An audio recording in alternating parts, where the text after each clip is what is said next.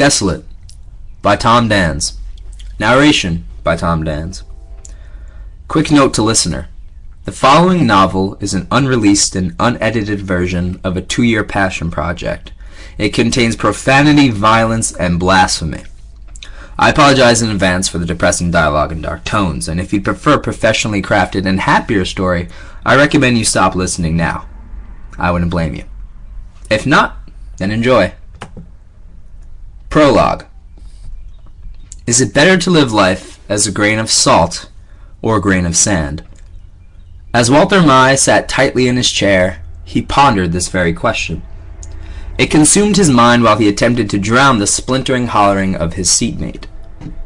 Even the earnest cries of the women seated beside him couldn't surpass an almost impossible question to answer. In his eyes, when placed in the ocean of acquiescence, those composed of salt will inevitably dissolve, become one with the ocean and live safely within its shield. By doing so, they fade into obscurity where they will deplete into oblivion, left to glide with the waves, under a cloak of invisibility. Those composed of sand will sink, become displaced and fall deep into the depths, admonished by the ocean and cast aside. An unfortunate fate, but at least they still exist. They can be seen, but because of this, they are rejected. Walter's answer to this question would shape the rest of his life. Even in that moment, he knew it to be true. Still, deep within the doldrums of his core, there was no way he could ever decide to continue his existence as a pariah or to become a blinded acolyte at the expense of his identity. There was no clear solution to this quandary. For Walter, this was beyond frustrating. To him, everything in life was solvable. Those who believed in unanswerable questions were better off not yielding said answers, and yet, there he sat.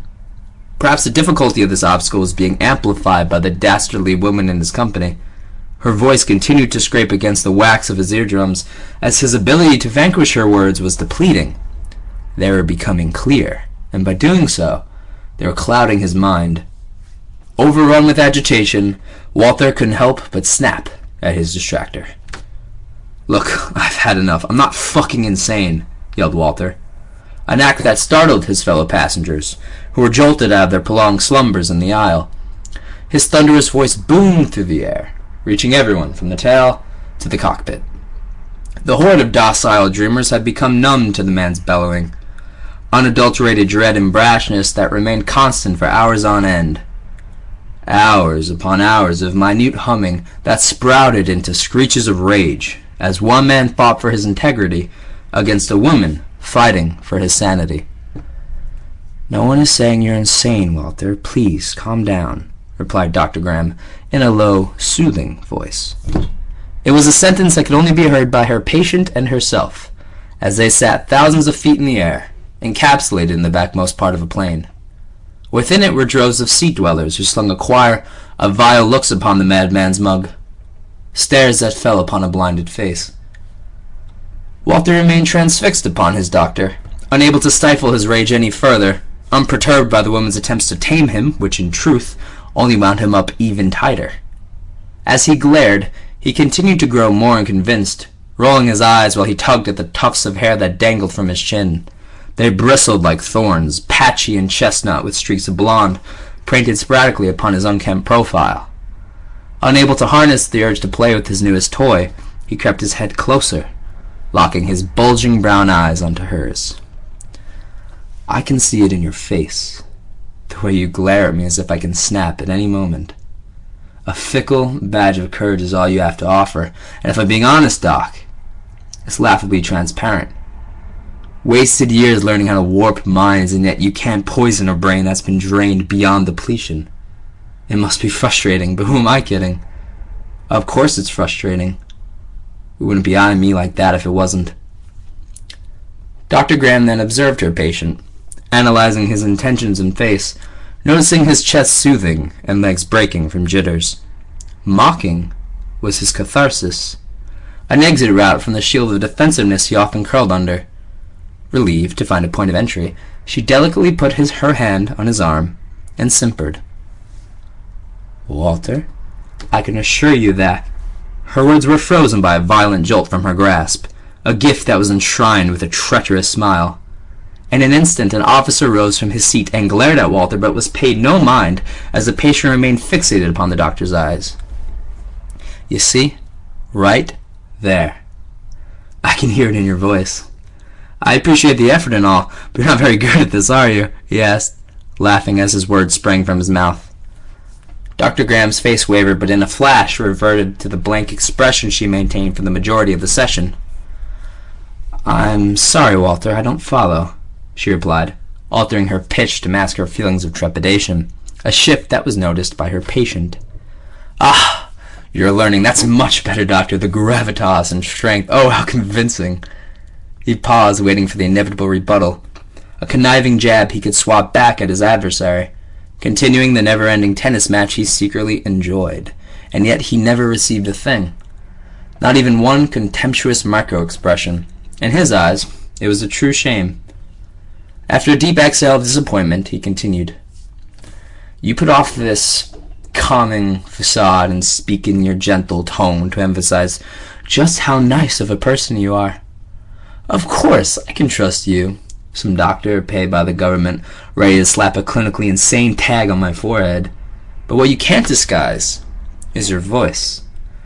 Ever so slightly, it changes. A change many people would overlook, but after these past few days, you aren't the first person to speak to me that way. I guess I was naive to think someone like you would be different. Unconditional positive regard is supposed to be in the job description, right? You seem to overlook that requirement." Dr. Graham remained still and continued, "I'm having trouble following your strands of logic here, Walter. Please understand the way I'm talking to you is no different from the way I talk to my other clients or people. There's no difference," she quipped. "Complete and utter bullshit once again. Look, I can sense the immense fear in it, the hesitation and careful calculation over every word you let spill out of that little mouth of yours. For if one mistake falls from your lips, who knows what would happen? It's likely something you're worried about, but do not fear, my darling. I'm not the violent type, despite what your records might say." Walter's latest verbal spat fell on deaf ear, as the doctor sat patient, unfazed by each snipe the madman attempted to shoot. "We're not here to talk about me right now, Walter.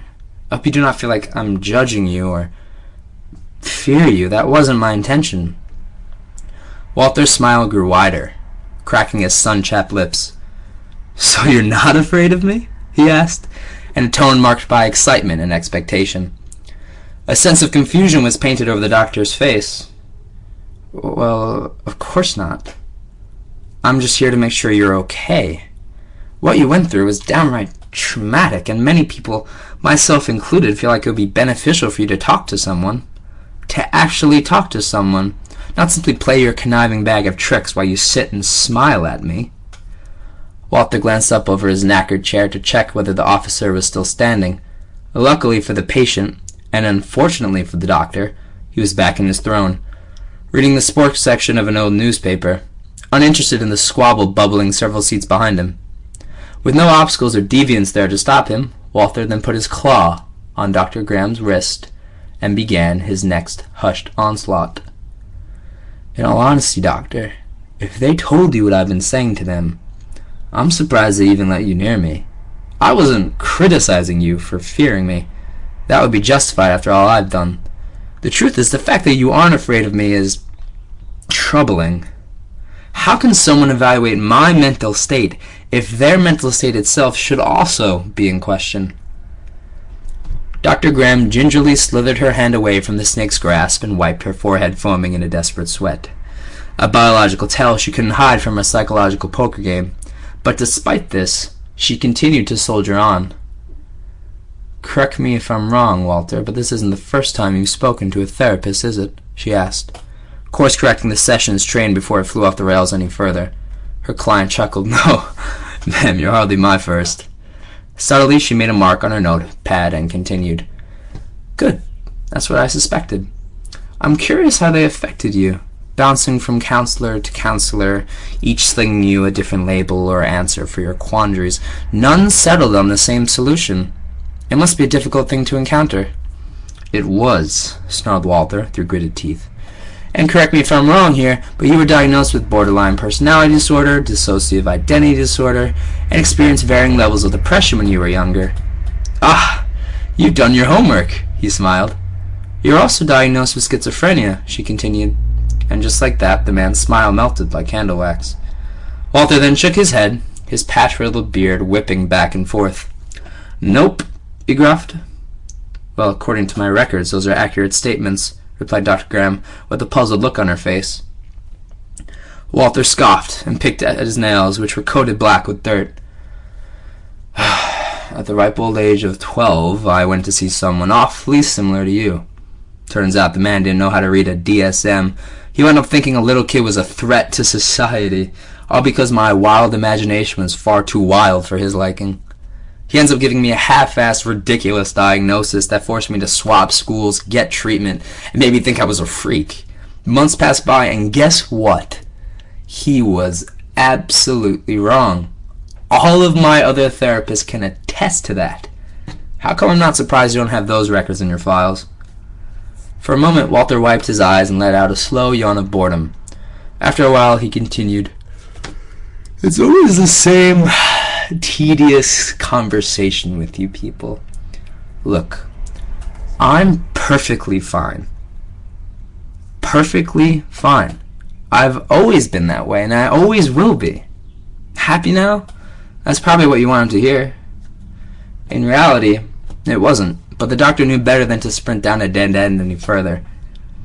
Thanks, Walter. That was very helpful. I can imagine that may have been difficult to talk about.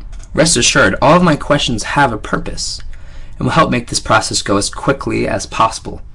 Now I think we should talk about why I'm here, primarily about the testimonial you gave. Walter knocked his fist slowly against his skull, maintaining the smile that remained concrete on his face. You mustn't think there's anything in there, do you, Doctor? Stories of monsters, demons, and ghosts. It's as if I'm a child playing with toys. I must be lying. That would be the only logical conclusion, wouldn't it? Asked Walter. While he was still preserving a smug grin, his brash bravado was growing increasingly unconvincing, offering a level of transparency that was ever so tantalizing for the doctor to taste. Dr. Graham was looking intrigued. In all honesty, Walter, I wasn't told a thing. Instead, I was hoping you could tell me what happened. From your own perspective, I prefer not to listen to anyone else. Surprised by her apparent honesty, Walter was taken aback, and feverishly scratched at his locks of hair, each of which dangled onto his shoulders, bleached yellow from the sun. After a few seconds of consideration, his eyes lit up as he beamed towards the doctor. Okay, then. Let's play a little game in which I believe you. A silly game to play, but I have nothing better to do. I'm drunk on boredom and have yet to get any of my sleeping pills, so I guess I can spare a few hours. I have to warn you, though, it's not often I tell people stories. They never seem to believe them. Talking isn't really my forte, nor people, so stories aren't a great blend. Anyways, I'm boring you, I apologize. Before I lose the only audience member I seem to have left, let me do you a favor. I can offer you the whole bloody truth if you're willing to listen. Better yet, you could even pick where to start. For the first time, she smiled. I want you to start from the beginning, Walter. I want you to start on the day of your plane crash.